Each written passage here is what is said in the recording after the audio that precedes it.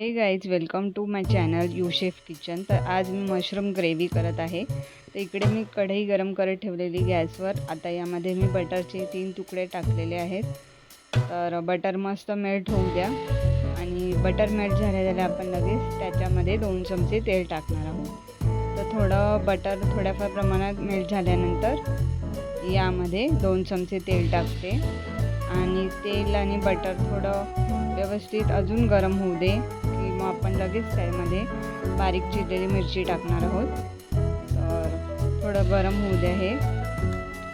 तर आता बघा गरम झालेलं आहे। यामध्ये आपण आता बारीक चिरलेली हिरवी मिरची टाकणार आहोत आणि हिरवी मिरची थोडी यामध्ये फ्राय होऊ दे। तर आपण लगेच यामध्ये उभा चिरलेला कांदा टाकणार आहोत।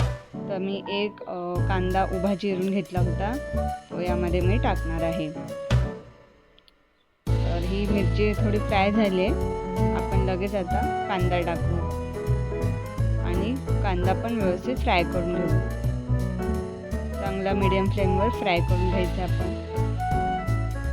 तर कांदा फ्राय होतोच आहे। तर आपण एका बाजूला इकडे मी अर्धा कप दही घेतली आहे चांगली फेटून।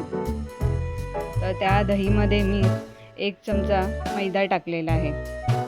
तर ते सगळं मिश्रण आपण मिक्स करून घेणार आहोत। मैदा टाकलेलं दहीचं मिश्रण मिक्स करून व्यवस्थित साईडला ठेवून देऊया। आणि हे बघा इथे कांदा पण चांगला फ्राय झाला आहे।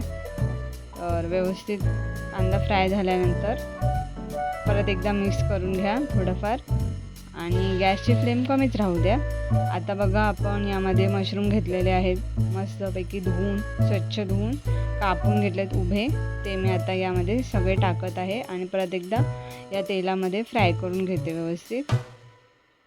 तर हे व्यवस्थित मिक्स करून घ्या आणि यामध्ये आता आपण मसाले टाकणार आहोत। आता इथे मी पाव चमचा हळद टाकते। आता लगेच आपण पाव चमचा गरम मसाला टाकणार आहोत आणि मी इथे चिकन मसाला पण घेतला आहे, तो मला थोडाफार आवडतो म्हणून मी तो टाकला इकडे पाव चमचा। तर तुम्हाला जसं आवडत असेल तसं तुम्ही टाकू शकता। आता मी इथे तिखट मसाला टाकते, तो तुम्हाला किती तिखट पाहिजे त्यानुसार आहे। मी इथे मस्त जास्त प्रमाणात टाकलं आहे। तर आता मीठ टाकलं आहे मी आणि हे मिक्स करून घेते थोडं। तर आणि हे बघा ही हिरवी चटणी आहे, ती पण मी इथे टाकली आहे। तर तुम्हाला जसं आवडत नसेल हिरवी चटणी तुम्ही नाही टाकली तरी चालेल।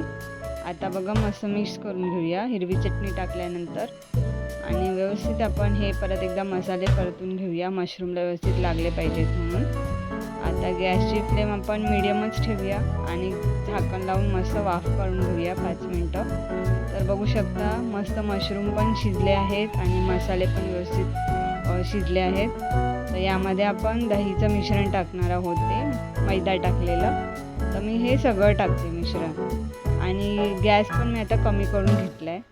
आता त्यामध्येच त्यात भांड्यात थोडंसं मी पाणी टाकून ते मिक्स करून आता ह्यामध्ये टाकून घेते या ग्रेव्हीमध्ये आणि परत एकदा मिक्स करून घेते। तर बघा मस्त कलर पण आलेला आहे आणि छान वाटते ग्रेव्ही। तर परत एकदा मिक्स करून घेतल्यानंतर आपण आता थोडी कोथिंबीर टाकणार आहोत वरून आणि कोथिंबीर टाकून आपण झाकण लावून परत एकदा 5-10 मिनटं एक उकळी काढून घेऊया आणि उकळी काढून झाल्यानंतर तयार आहे आपला मशरूम ग्रेव्ही मसाला।